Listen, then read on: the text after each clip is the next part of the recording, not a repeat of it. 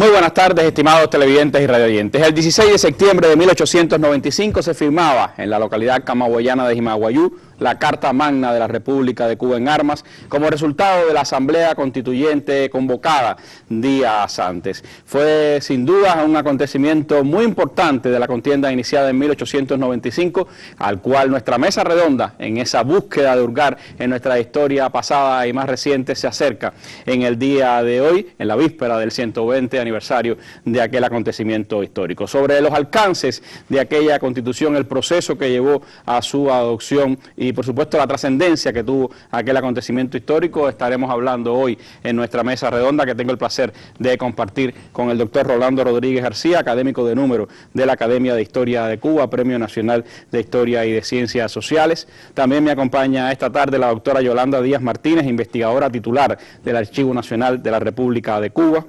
El doctor Joel Cordoví Núñez, académico de número también de la Academia de Historia de Cuba, subdirector del Instituto de Historia de Cuba, y el doctor Antonio Álvarez Pitalú, académico concurrente de la Academia de Historia y vicedecano de la Facultad de Filosofía e Historia de la Universidad de La Habana. Con ellos estaremos compartiendo los próximos minutos, acercándonos a este importante acontecimiento histórico de nuestro país y sin duda, por supuesto, uno de los momentos más importantes también de la contienda de 1895.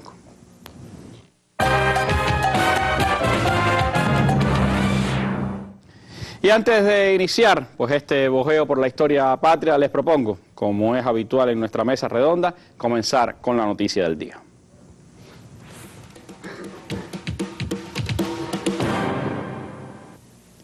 Sostuvo Raúl conversaciones oficiales con el presidente de Namibia. El general de ejército Raúl Castro Ruz, presidente de los consejos de Estado y de ministros, sostuvo este martes conversaciones oficiales con el excelentísimo señor Dr. Hey Gottfried Geingob, presidente de la República de Namibia, quien realiza una visita oficial a Cuba. Durante el fraternal encuentro, ambos dirigentes constataron el excelente estado de las relaciones bilaterales y reiteraron la voluntad de fortalecerlas en correspondencia con los lazos históricos que nos unen. Asimismo, abordaron otros temas de interés común de la agenda internacional y regional. Al distinguido visitante lo acompañó la excelentísima señora Nentumbo Nandi Naiguat, viceprimer ministra y ministra de Relaciones Exteriores, así como el excelentísimo señor Jerobean Chanica, embajador de Namibia en nuestro país.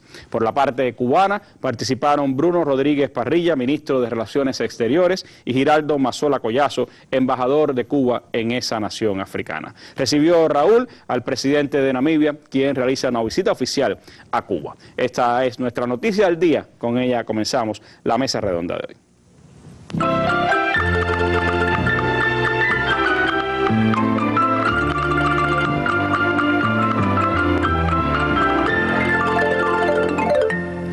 Mañana se cumplirán 120 años de la adopción de la Constitución de Jimaguayú. Sin duda, un momento trascendente, pudiéramos decir, en el ordenamiento jurídico de la República Cubana en armas y uno de los momentos distintivos de la contienda iniciada en 1895 y organizada por José Martí. ¿Cómo se llegó a aquella Constitución? ¿Cómo fue aquel proceso hacia la Constitución de Jimaguayú? ¿Qué posiciones se plantearon? ¿Cuáles eran, pudiéramos decir, las fuerzas o las partes que estaban pues pugnando por la adopción de esa Constitución? De eso me gustaría comenzar hablando con el doctor Rolando. ¿Cómo fue aquel proceso que llegó a la adopción el 16 de septiembre de la Constitución de Jimaguayú? Bueno, yo te diría, Randy, en primer lugar, que no es posible hablar de Jimaguayú sin hablar de José Martí. Porque Martí, desde mucho antes de llegar a Cuba, venía pensando qué organización debía de tener la revolución. Martí desembarca y viene pensando ya en que se nombren delegados para hacer precisamente esa Constitución. Y Martí llega a la Mejorana con la idea de que es necesario ya definir esta cuestión. Una cuestión que venía, pudiéramos decir, en debate desde antes, con sus controversias y sus también acercamientos, tanto con Maceo como con Gómez, sobre el poder civil, el poder militar, temas que sin duda iban a estar presentes en un debate constitucional. Precisamente en el diario de campaña, Martí dice que en Mejorana, Maceo tiene otro pensamiento de gobierno, una junta de los generales con mando por sus representantes y una secretaría general, una junta de militares con un secretariado civil. Martí, por el contrario, dice: mantengo rudo el ejército libre y el país como país con toda su dignidad representado. Él sabía, porque todos se lo decían, que él sería el presidente de esa organización que se le diera al país. Le decían presidente, presidente. Incluso eso le provocó algunos conflictos, incluso con Gómez. Pero bueno, él incluso, la idea quizás la va a redondear cuando dice en carta a Mercado la noche anterior de la muerte: la revolución desea plena libertad en el ejército, sin las trabas que antes le opuso una Cámara sin sanción real, o la suspicacia de una juventud celosa de su republicanismo, o los celos, pero quiere la revolución a la vez sucinta y respetable representación republicana. Es decir, para Martí estaba claro que la organización que se había dado en Guaymaro no era la que correspondía esta vez a la revolución. Guaymaro había significado prácticamente el dominio de los civiles sobre los militares. Por eso es que él dice que es necesario el ejército libre y el país, como país, con toda su dignidad representada. Él rechaza también otra idea, que sin embargo se va a dar, que es dos gobiernos, uno interior y otro exterior, uno en Cuba y otro que sería, digamos, el que se creara en el exterior, como sucedió en la Guerra de los 10 años. Eso era la segunda cuestión. Estas son prácticamente, y yo con todo respeto hacia otras ideas que hay, diría que no es posible ir más allá de qué era lo que realmente pensaba Martí, porque es que Martí nunca fue más allá de estas cuestiones que plasmó en estas ideas. Y efectivamente, el día 3, Gómez está en Jimaguayú, es el lugar donde ha caído Agramonte, es el homenaje que se le está dando a Agramonte por su caída, pero no llegan los delegados de las villas y de Occidente. Y manda al coronel López Recio a buscar a esos delegados y demás. El día 12 aparece López Recio con los delegados, el 13 se reúne la asamblea, el 14 Gómez se reúne con los 20 delegados y depone ante ellos su mando, el que le ha conferido Martí en Santo Domingo, y lo pone a disposición de la asamblea de Jimaguayú. ¿Quiénes estaban entre esos delegados que se reunieron allí en Jimaguayú? Bueno, eran los delegados de Oriente, del primer cuerpo de ejército, del segundo cuerpo de ejército, de los delegados de Camagüey. En este caso, López Recio era uno y el otro estaban también, ¿cómo se llama? Manduley, estaba Cisneros Betancourt, estaba Mazó, etcétera. Esos eran los delegados que estaban en el lugar. Ahora, cuando se reúne la asamblea, la primera de todas las versiones que se van a dar, la primera propuesta que va a ser rechazada 15-5, es la de Portugondo Tamayo. Portugondo Tamayo y Manduley son los delegados de Maceo. Indiscutiblemente es la tesis militar. Es decir, va a haber un presidente... Predominio militar en esa república. En la república. Un presidente que va a ser a la vez el generalísimo del ejército. Y inmediatamente los INAS, junto con el hermano de Serafín Sánchez y con Fermín Valdés Domínguez, van a ver a Gómez, porque esta idea no puede prosperar si Gómez no acepta la presidencia. Y Loinás le insiste a Gómez si él aceptaría esto. Y le dice Gómez, además, con esa fuerza y ese carácter de él de siempre: y usted se cree con el talento suficiente para convencerme a mí de lo que yo tengo muy bien pensado. Sepa que si yo hubiera querido la presidencia, yo mismo lo hubiera solicitado. Y lo vota de ahí.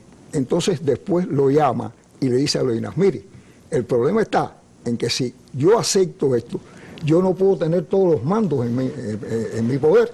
Entonces, el general en jefe habría que contar con Maceo, porque a Maceo no se le puede descontar de esto. Es decir, Maceo sería el general en jefe porque él sería el presidente y generalísimo de los ejércitos. Por lo tanto, van a la reunión y se rechaza la propuesta de Portuondo Tamayo. Hay una segunda, como siempre, Cisneros está viviendo en el pasado y lo que propone es el mando de los civiles otra vez, una cámara, caso, por supuesto, simplificada. Algo parecido a Guaymaro. Es Guaymaro, no es Guaymaro, realmente con solo una diferencia. En vez de una cámara muy amplia, una cámara de 6 personas. Pero bueno, vuelve a ser el mando de la cámara sobre el ejército, quien va a dirigir la guerra. Por lo tanto, esta también es rechazada.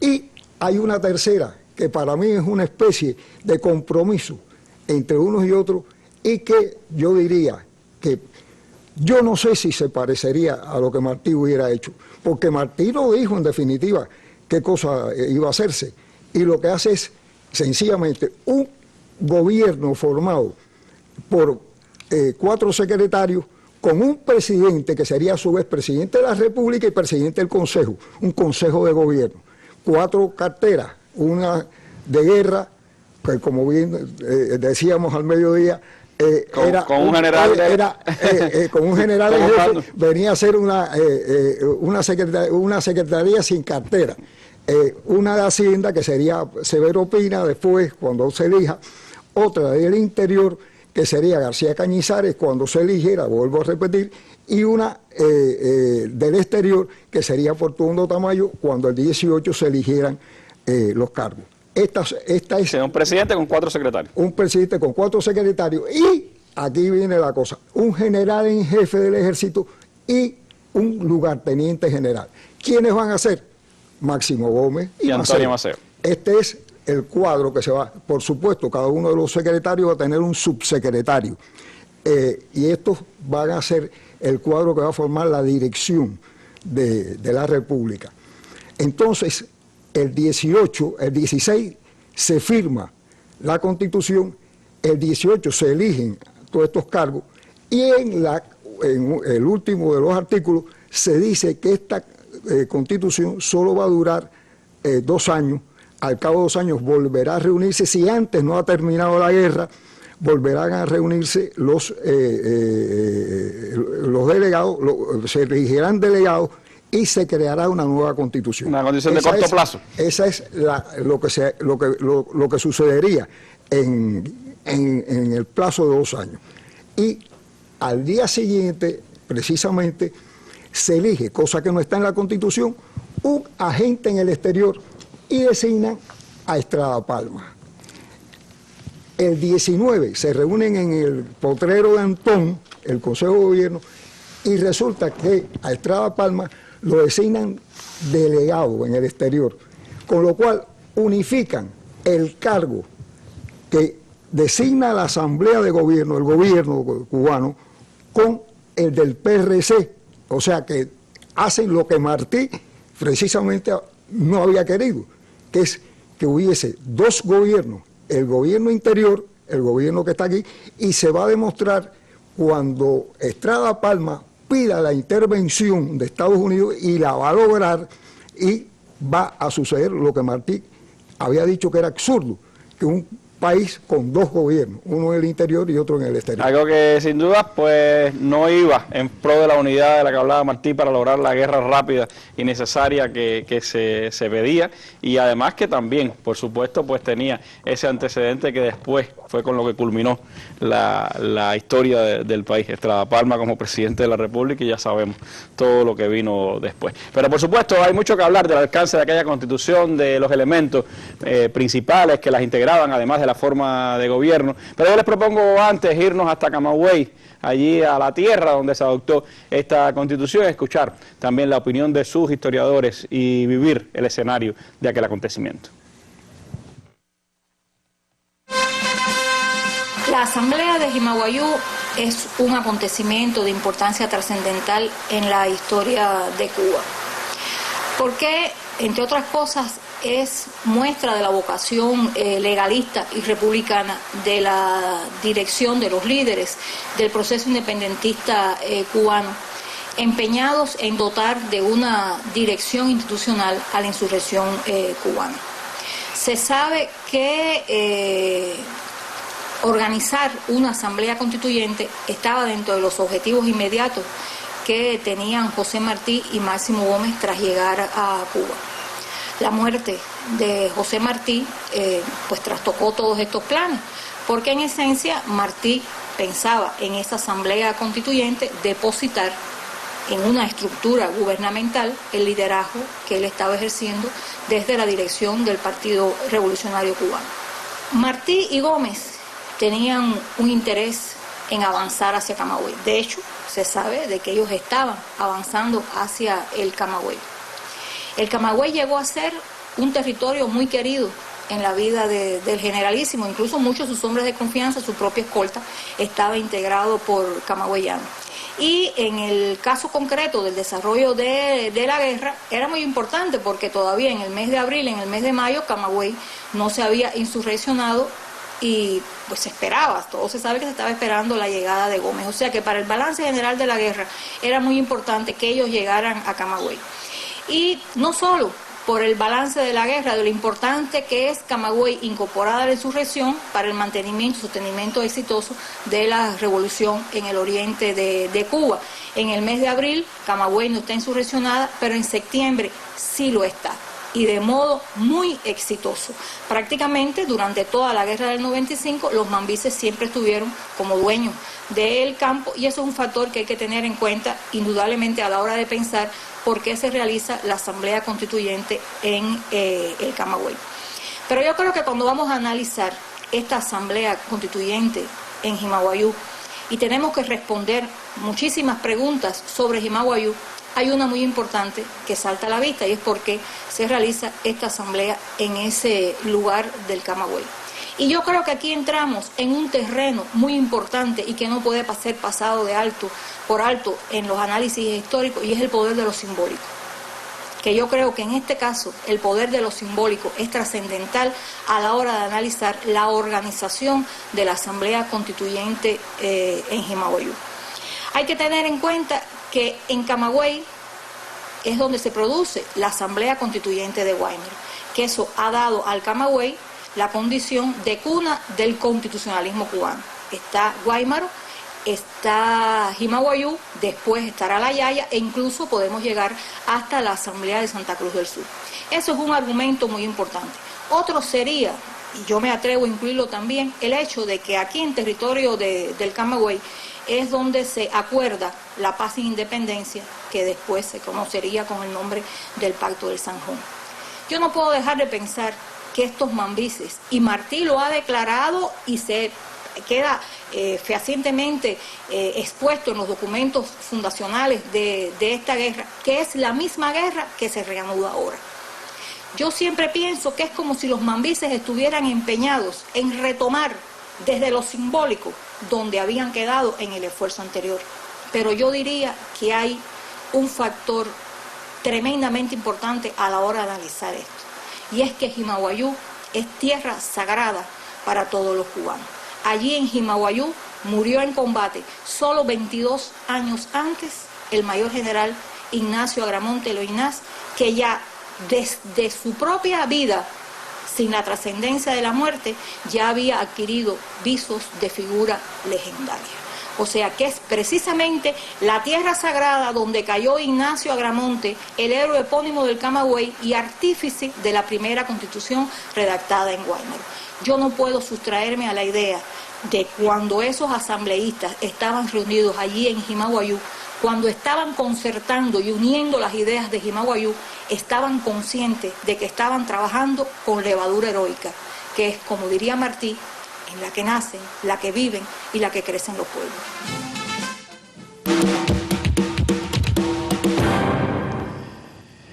En el texto de la Constitución de Jimaguayú de 1895, lo primero que reza es lo siguiente: La revolución por la independencia y reacción de Cuba en República Democrática en su nuevo periodo de guerra iniciada en 24 de febrero último, solemnemente declara la separación de Cuba de la española y su constitución como Estado libre o independiente, con gobierno propio por autoridad suprema, con el nombre de República de Cuba, y confirma su existencia entre las divisiones políticas de la tierra. Sin duda, una declaración clara de lo que se proponía aquella guerra iniciada por Martí y por supuesto, como el propio Martí señalaba, el mismo propósito por el que Céspedes y otros se lanzaron a la contienda de la guerra de los 10 años. ¿Qué trascendencia le ve Joel Cordoví a esta Constitución? ¿Qué alcance realmente llegó a tener? ¿Cuáles aspectos destacaría dentro de la Constitución más allá de la conformación del gobierno? No, sin duda, como decía la doctora Edda Cento, estamos en presencia de un documento trascendental dentro de la historia del ciclo independentista cubano, junto con todas las constituciones que le dieron vida, le dieron forma al proceso revolucionario, desde Guaymaro, la Constitución de Baraguá y, por supuesto, la Constitución de la Yaya. Todo ello integra una tradición desde el punto de vista jurídico, legislativo, que va a tener importancia, sin duda, dentro de nuestra, no solamente proceso independentista, sino dentro de la historia de Cuba en general. Sin duda, Guaymaro fue una necesidad, era la necesidad de organizar e institucionalizar un proceso revolucionario que estaba emergiendo. Y desde luego eso significaba darle una forma de gobierno. Estamos hablando de la constitución de un gobierno provisional. Como decía el doctor Rolando, era por 2 años. O sea, no estamos, una condición corta en tiempo. Daba tiempo, incluso daba la posibilidad de hacer cambios antes, por supuesto, teniendo en cuenta la experiencia previa de lo que había sucedido en la guerra de los 10 años, cambios ante determinadas circunstancias, condiciones que no propiciaran la viabilidad del movimiento independentista. Ahora, también significaba elegir un general en jefe, un lugarteniente general, un representante del Consejo, o sea, de la República, del gobierno en el exterior, Tomás Estrada Palma. También lo decía Rolando, era el delegado del Partido Revolucionario Cubano. Tenía que rendirle cuenta a el partido, o sea, a los clubes, a los cuerpos de consejo. El Consejo de Gobierno, la institución política que se crea, necesitaba un hombre que respondiera a sus intereses. O sea, Estrada Palma, por una parte, está el hecho de que se eligiera el Estrada Palma como delegado del partido, o sea, delegado plenipotenciario de la República. Por una parte estaba limando ciertas asperezas o posibles dualidades de poderes, pero por la otra se estaba desconociendo al Partido Revolucionario Cubano. O sea, lo que se está eligiendo en ese momento era un delegado, un agente del gobierno de la República que se estaba estableciendo, sin tener en cuenta el partido. Por una parte se estaba avanzando, pero por la otra parte se estaba desconociendo toda una obra, toda una tradición de trabajo desde el punto de vista organizativo, desde el punto de vista político, con la figura de Martí como figura esencial. Ahora, no obstante, evidentemente, desde el punto de vista de la unidad, en estos primeros meses, el documento, la Constitución de Jimaguayú, es clave, es esencial. Así es referencia al preámbulo redactado por Enrique Loiná del Castillo. Son declaraciones de principio. Estamos hablando de que no hay ningún tipo de pacto, no estamos hablando de que hay una firmeza, una convicción de que se tiene que establecer un Estado libre, independiente, un gobierno propio con el nombre de República de Cuba, y no había ningún tipo de posibilidad de pacto a la usanza de lo que había sucedido en años anteriores, sino que era un Estado libre, soberano e independiente. ¿Y quiénes están defendiendo esas declaraciones de principio? Bueno, la inmensa mayoría son jóvenes, que desde el punto de vista generacional es un elemento clave y que hay que tener en cuenta a la hora de analizar todo este proceso asambleario. O sea, la inmensa mayoría de los que participan de los delegados en esa Constitución, de los delegados son jóvenes. O sea, si nosotros vamos al listado, sobre todo de los delegados que tienen un activismo más importante, Rafael Portuondo Tamayo, santiaguero, había nacido en el 67. 1867, o sea, un año antes de que se iniciara la guerra de los 10 años. Enrique Loiná del Castillo, figura clave, quien redacta el preámbulo, nació en República Dominicana en 1871, o sea, ya se había iniciado la guerra. El abogado José Clemente Vivanco de San Antonio de los Baños nació en 1873. Y si seguimos recorriendo el itinerario de los jóvenes o de los delegados que se habían dado cita en las sabanas Jimaguayú, nos damos cuenta de que hay una nueva generación que está de acuerdo con esos principios desde el punto de vista del radicalismo revolucionario. O sea, está claro que esto también es un elemento importante, y estoy hablando del radicalismo en el sentido de separación de Cuba de España, sin darle ningún tipo de posibilidad a posiciones reformistas o posiciones asimilistas, o sea, ningún tipo de opción que no fuera la independencia de Cuba. Con respecto a la Constitución de Guaymaro, fue un paso superior desde el punto de vista organizativo, sin duda. Si comparamos el Consejo de Gobierno como aparato político, como estructura política, mucho más simplificado, lo vamos a encontrar mucho más simplificado que la Cámara de Representantes, que es electa en la Asamblea de Weimar. Que fue un obstáculo, sin duda, para lo que un aparato político, un aparato político inoperante en condiciones de guerra. Como dijera Enrique Collazo, se quiso hacer ciudadanos cuando lo que hacían falta eran soldados. O sea, está claro que fue. Y por supuesto que existía la experiencia previa de la guerra de los 10 años y de todas las causas que llevaron, los factores que condujeron a su fracaso. Por lo tanto, el cuerpo de consejo era mucho más simplificado, ya lo decía Rolando. Un presidente, un vicepresidente, 4 secretarios y 4 subsecretarios para el caso de alguna vacante que habría que cubrir. La Cámara de Representantes era llamada por algunos jefes militares en la guerra de los 10 años como la aplanadora. O sea, teniendo en cuenta la cantidad de hombres que llevaban, la cantidad de acémila y todo, que muchas veces era extraída del propio Ejército Libertador, le quitaban al Ejército Libertador todos esos efectivos que necesitaban. La ratificación de Máximo Gómez como general en jefe, ya el Partido Revolucionario Cubano, el ramo de la guerra, lo había electo por unanimidad. Ahora lo ratifican y eligen a Antonio Maceo como lugarteniente general. Esto, desde el punto de vista de la unidad de acción, era también importante. Y un reconocimiento, sin duda, a los 2 más grandes jefes militares que había en esa contienda. A la valía de estos hombres, al pensamiento táctico, estratégico que ya había mostrado durante la guerra de los 10 años. Desde luego, como decía Rolando, de la misma manera que hay una experiencia previa con respecto a lo que había sucedido en la guerra de los 10 años, no significa que todos los elementos y todos los factores que habían convivido en ese concierto de modos de pensar la guerra y la revolución se eliminaran. Y por lo tanto vamos a encontrar posiciones que provienen desde ese momento, o sea, posiciones, vamos a llamarlas civilistas, pero al mismo tiempo la comprensión de las causas que habían desembocado en el Pacto del Sajón en 1878 también llevan a otro tipo de posiciones donde el elemento o la autoridad de las fuerzas militares del Ejército Libertador tratan de ser más reafirmada. Como decía Rolando, el proyecto que se le lleva a ese momento a la Asamblea, sin embargo, y es interesante, no es presentado por Salvador Cisneros.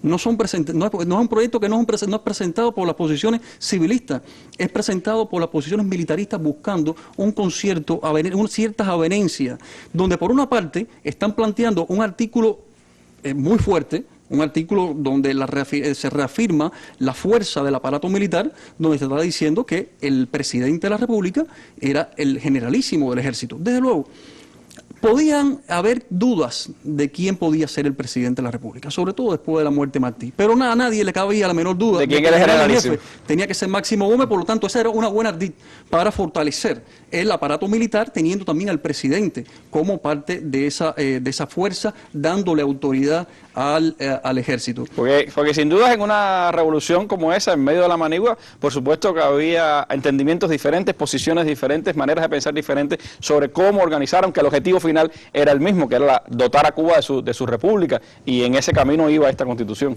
Y como estamos hablando de negociaciones, entonces estos mismos representantes, ¿quiénes fueron? Rafael Portuondo Tamayo, estamos hablando de figuras como Joaquín Castillo Duani o Pedro Aguilera Quindelán, todos el primer cuerpo de ejército, fueron los que presentaron este proyecto y eran hombres que venían de la línea maceísta, o sea, de fortalecer el aparato militar. ¿Qué pasa? Que la ardid fracasa, porque este punto es vetado, de hecho fue el punto más polémico y es rechazado 15 votos contra 5. Y por lo tanto, se rechaza este punto que era la centralización del poder militar y civil, sin embargo se aprueba el punto 4, el artículo 4, que decía que el aparato, o sea, el Consejo de Gobierno solo se inmiscuiría, o sea, no se inmiscuiría en los asuntos de la guerra a no ser por altos fines políticos. Al final, Máximo Gómez llamaría los altos fines políticos como la mala coletilla.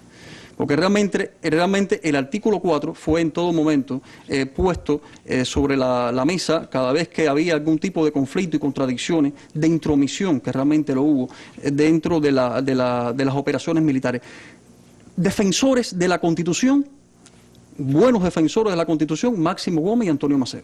Máximo Gómez y Antonio Maceo constantemente apelaban al Consejo de Gobierno a que respetaran el articulado de la Constitución de Jimaguayú. Porque si bien es cierto que habían ciertas fisuras dentro de la Constitución, como la de altos fines políticos, también el propio Consejo de Gobierno, y sobre todo en la medida que la revolución se radicalizaba, estamos hablando sobre todo de enero de 1896, cuando termina la invasión a Occidente, que significaba la ampliación del teatro de operaciones y la incorporación de campesinos, gente humilde, de gente de sectores preteridos de la sociedad a las filas del Ejército Libertador. O sea, era radicalizar desde el punto de vista, no solamente extender desde el punto de vista geográfico, sino radicalizar desde el punto de vista de las ideas, desde el punto de vista político, desde el punto de vista de la ideología. Y por supuesto que este Consejo de Gobierno, integrado sobre todo por sectores medios, gente culta, personas cultas, veían con peligro todo este proceso de radicalización.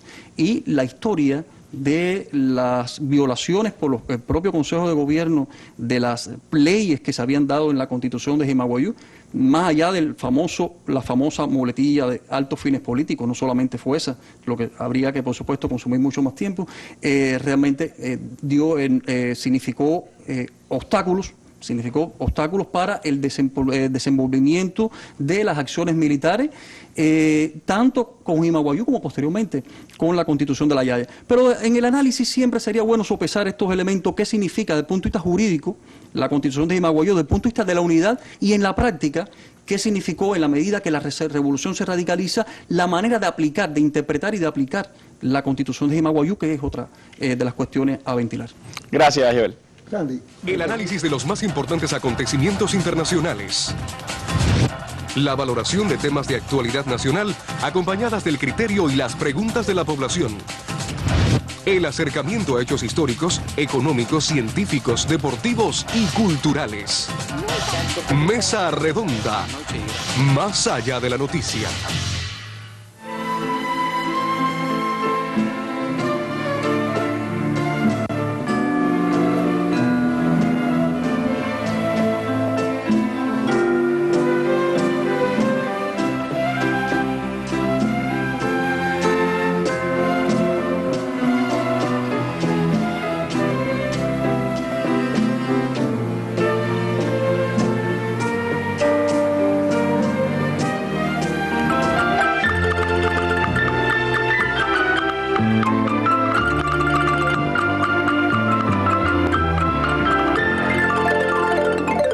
Bueno, antes de irnos a esta breve pausa, me preguntaba Rolando que quería hacer un añadido, ¿no? Sí, precisamente me refiero a la famosa coletilla.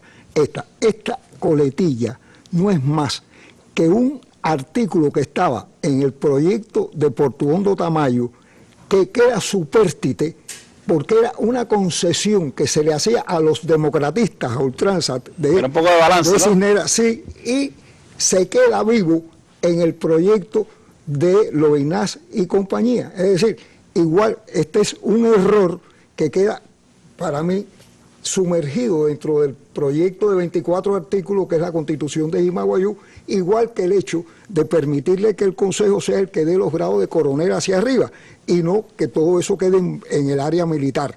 Eso es un error que para mí sí se comete en Jimaguayú. Es decir, que más allá del ordenamiento que representaba la Constitución y por supuesto del paso de avance que era respecto a la Constitución de Guaymaro, tenía limitaciones importantes que después se verían, como dicen nuestros historiadores, en la guerra. Pero ¿qué piensa Pitaluga sobre esto? Decía el profesor Rolando que es difícil ver si la impronta martiana estuvo o no, llegó o no hasta la Constitución de Jimaguayú. ¿Qué piensas al respecto y qué piensas sobre esta Constitución y su alcance? Yo pienso que sí, porque estamos hablando de un tema polémico y que tiene, a mi juicio, una sensibilidad histórica extrema. ¿Hasta qué punto el espíritu martiano estuvo presente en el legado, en la trascendencia propia también de Jimaguayú? Yo creo que hay que partir de un elemento que es esencial para pensar a Jimaguayú como el hecho particular dentro de la guerra con un mayor valor cultural. Si en líneas generales pudiéramos pensar que José Martí, su pensamiento, su programa martiano, lo que hoy conocemos como el programa martiano, es el hecho general con un mayor sentido y valor cultural, Jimaguayú lo será en lo particular, porque estamos hablando de un foco que se funde, que se crea, que germina de producción cultural y que genera, por ejemplo, lo que hoy podemos llamar una arquitectura jurídica en la Revolución de 1895, prácticamente hasta el año 98, casi 48 leyes, entre artículos, disposiciones y otros tipos de nomenclatura jurídica.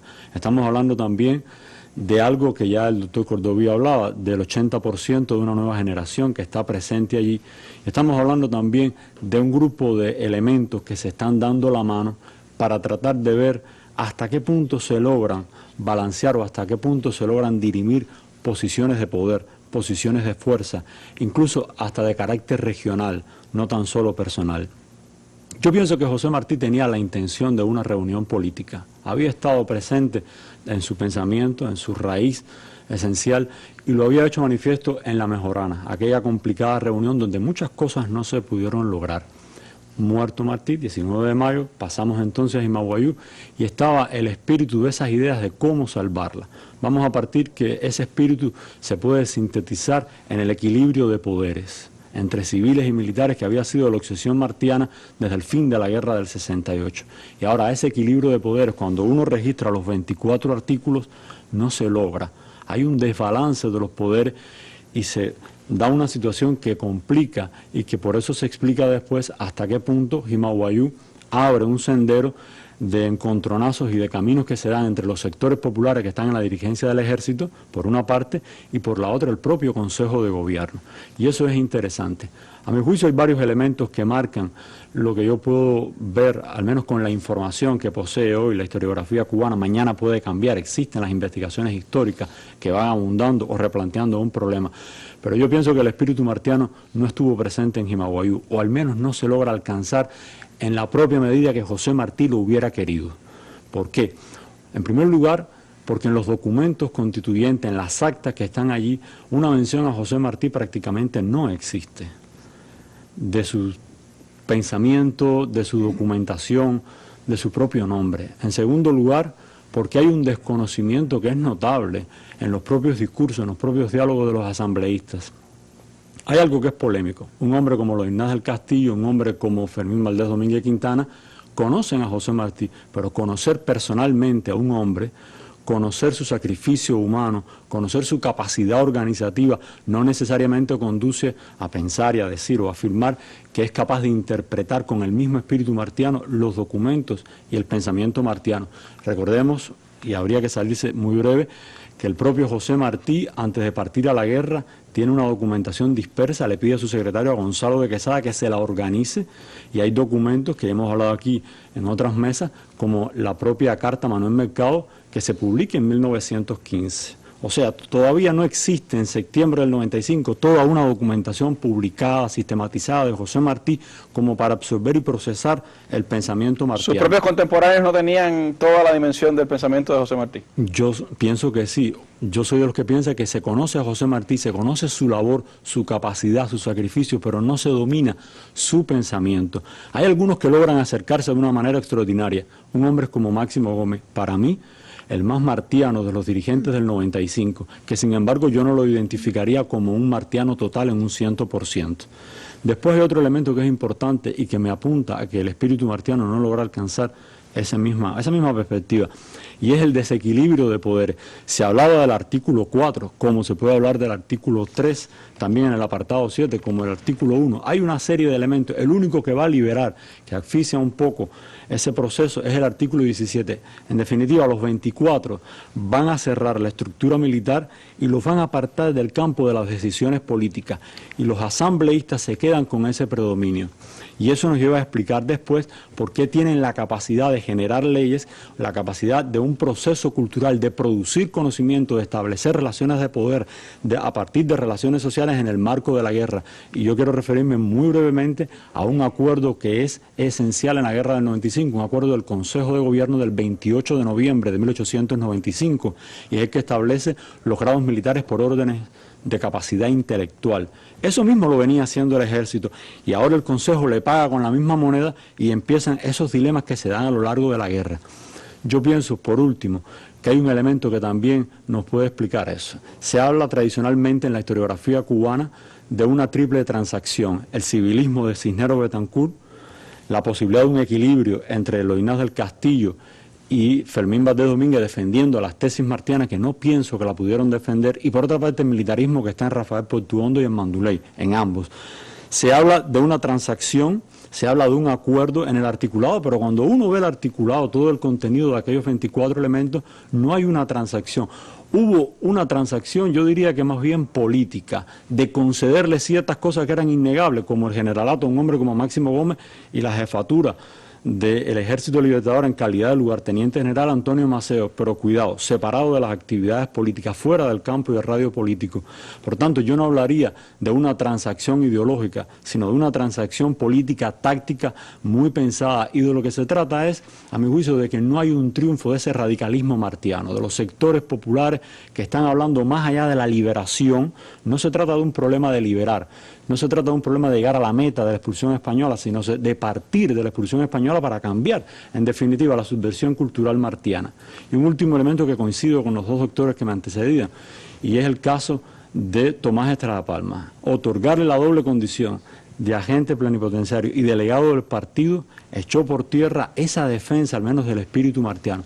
La conjugación de todos estos elementos nos llevan a pensar, y eso puede debatirse e incluso investigarse, pero todo apunta, al menos hasta el día de hoy, de que el espíritu martiano no está presente con la propia medida del propio estilo martiano, y que no fue una constitución con la radicalidad que se esperaba.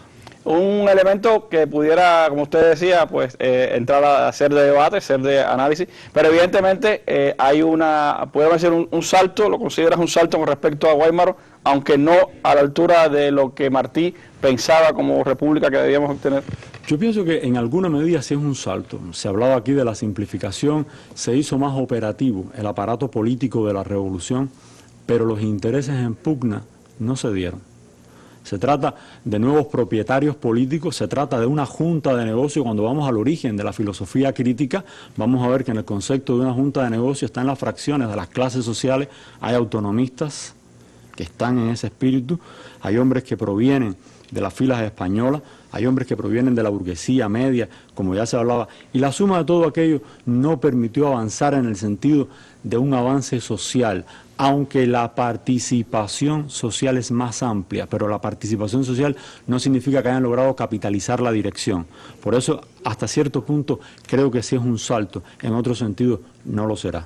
Bueno, la Constitución de Jimaguayú sin duda es un acontecimiento histórico y jurídico y político también para la República de Cuba, y que ha tenido pues en estos días repercusión, también actualidad, y es que ayer pues fue oficializada la inscripción del original de la Constitución de Jimaguayú en el Registro Nacional del Programa Memoria del Mundo, patrocinado por la UNESCO. El documento original de la Constitución de Jimaguayú integra desde este 14 de septiembre el Registro Nacional de la Memoria del Mundo. La Constitución de Jimaguayú, su documento original, que gracias a los archiveros y especialistas del Archivo Nacional lo podemos tener hoy entre nosotros, y que verdaderamente constituye un especial regocijo para todos los cubanos.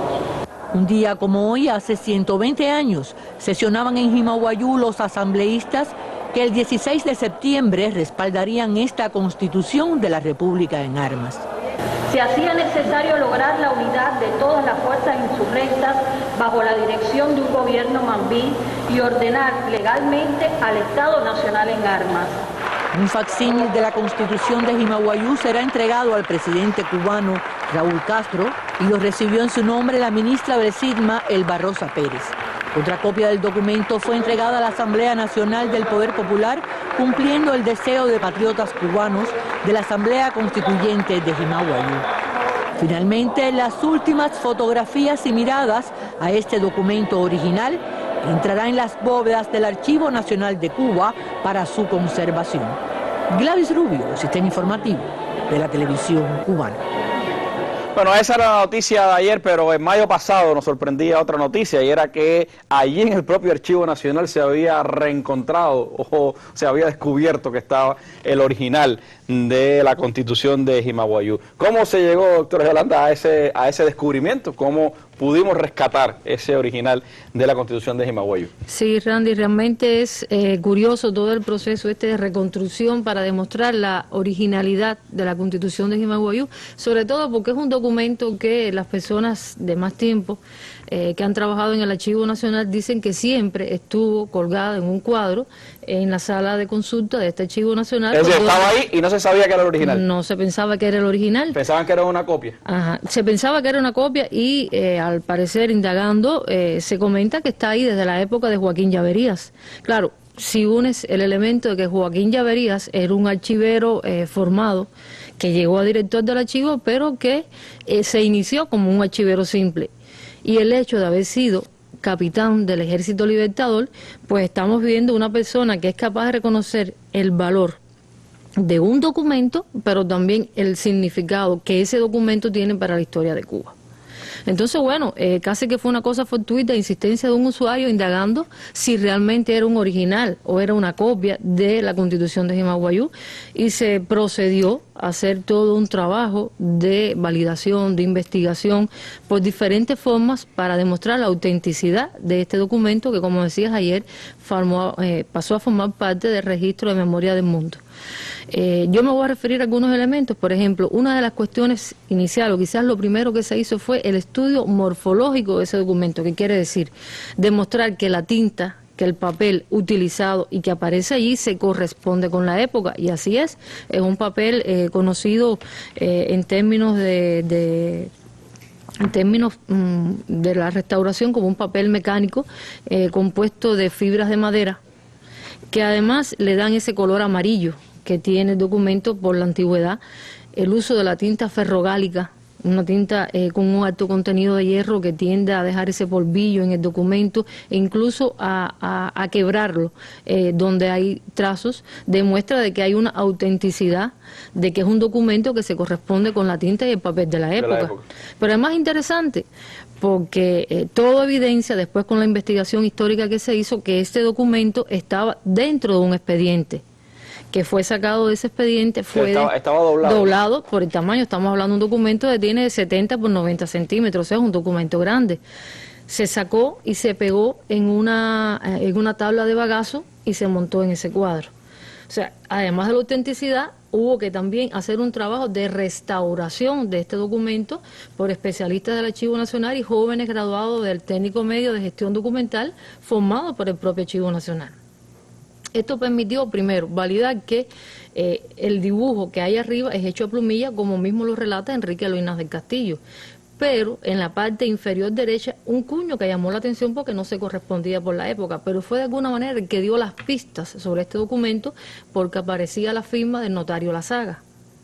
Buscando la documentación de Lazaga, precisamente hay un acta de mayo de 1929 donde concurren Enrique Loynaz del Castillo en su condición de persona que lo elaboró y participó en la Constitución. Testimoniante. Testimoniante, claro.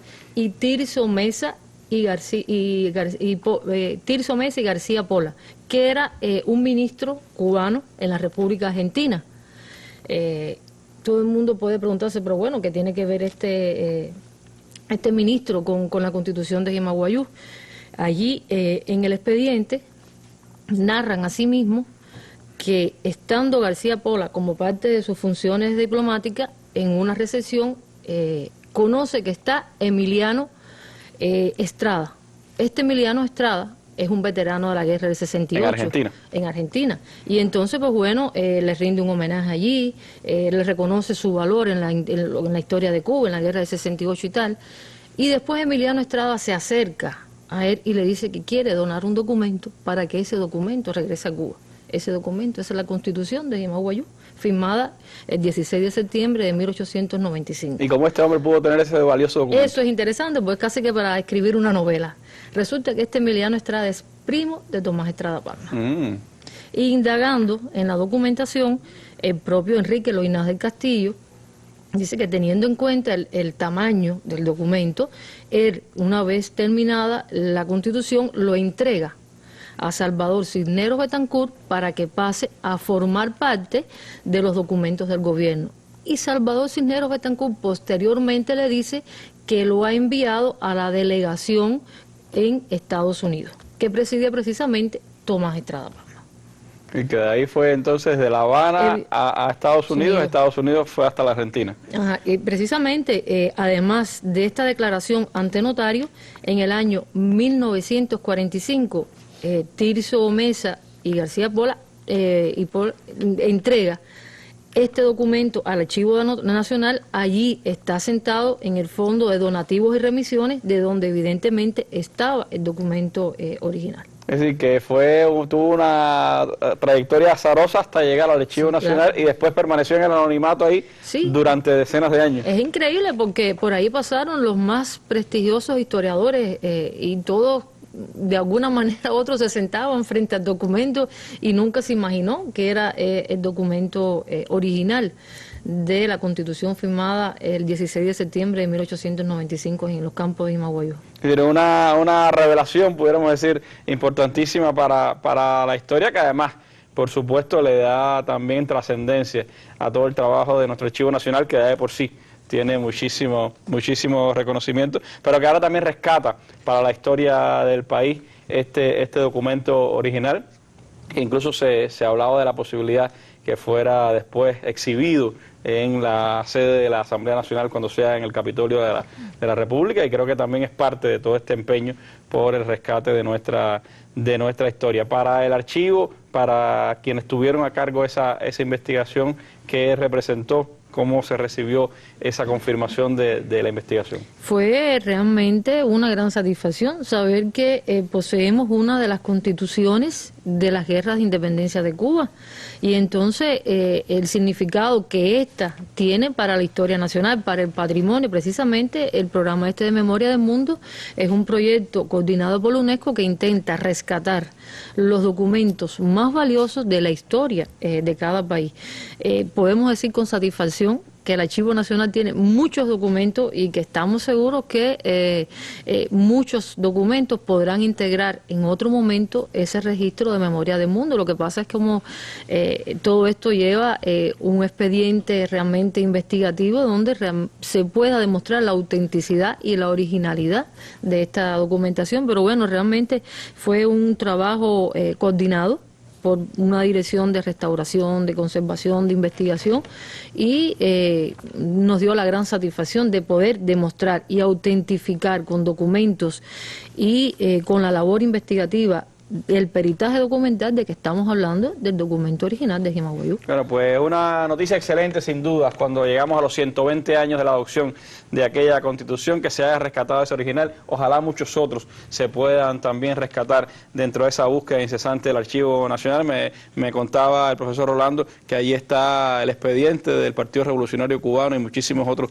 valiosos documentos que la historia de Cuba sigue necesitando acudir a ellos. Por eso yo creo que tiene tanta vigencia con sus limitaciones y también con su expresión, que recordemos hoy, profesor, estos 120 años de la Constitución de Jimaguayú. Sí, totalmente, puesto que precisamente he trabajado con el archivo del PRC y allí encontré una carta de Máximo Gómez de agosto de 1895, cuando ya pasa a Camagüey, y que parece escrita arriba de la montura del caballo y se le envía a Estrada Palma. Precisamente estaba buscando esa carta y la encontré en el archivo. Lo que pasa es que, hablando de Estrada Palma, decía el profesor Pitaluga que Estrada Palma había sido designado por la constituyente. No, la constituyente lo que hizo fue designarlo agente en el exterior. Al día siguiente, el Consejo de Gobierno, en el Potrero de Antón, el Consejo de Gobierno, no la constituyente, lo designa delegado y unifica la delegación del gobierno, es decir, la delegación del gobierno con la delegación del PRC. El hombre que después sería el guardián de aquella Constitución, ¿no? Incluso que hace una cosa terrible, que yo lo cuento en Cuba, la Forja de una Nación.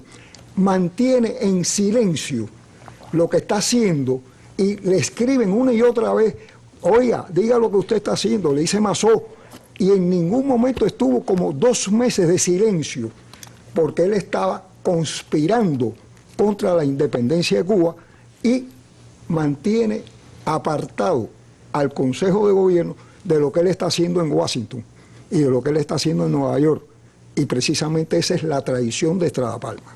Pero algo sin duda que también habrá que hablar, porque no hay nada como acudir a nuestra historia para entender este presente. Por eso la mesa redonda sigue en este empeño de rescatar cada vez que sea posible instantes esenciales, momentos importantes de la historia de nuestro país, de la pasada y también de la presente, para que nuestras actuales generaciones de cubanos no olviden ese pasado glorioso y también, por supuesto, sirva de fuerza para enfrentar el presente y el futuro de la nación. Muchísimas gracias a ustedes por habernos acompañado en esta mesa redonda y me despido con las imágenes del día, pues recordando que la crisis de refugiados sigue estando latente en Europa y cada vez se toman más medidas restrictivas contra esas personas que sobre todo están huyendo de la guerra y de los graves conflictos que sufren en sus países. Imágenes del día, muy buenas noches.